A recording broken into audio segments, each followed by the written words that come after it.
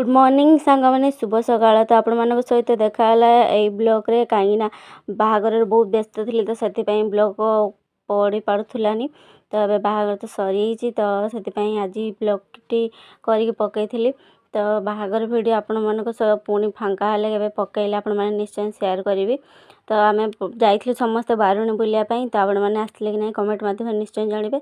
तो आम कौ बारुणी जाइलु आपने देखिए कमेंट मध्यम निश्चय जानवे। प्रथम जाइए आइसक्रीम खाई जाइए बिस्कुट पी दी ऑर्डर दे देलु आलू स्टिक। तो माँ को मोर आलू स्टिक खाई तो मेलन जीव माने खाइबाटा से तो कमजोर हो पारन ना। तापर आम खाइलु मका सीझा। तो मका सीझा खाई सारापर समुद्र पाखक गला बेलू देख पानी छाड़गलानी बहुत दूर को। तो पानी पाखक जाई पारानी। तो पुणी आम पलि आसलु मेला भितर को। तो सेठी किसी जिनस पतर किणीकुणा कि पुणी थरे मौसी माँ समस्ते किणाकुणी करथुले। तो समस्ते भी किणाकुणी व्यस्त थे। तो मु खाली वीडियो कर व्यस्त थी। तो एपटे भी आमर किणाकुणी सारिकी घर को फेरी आसलु।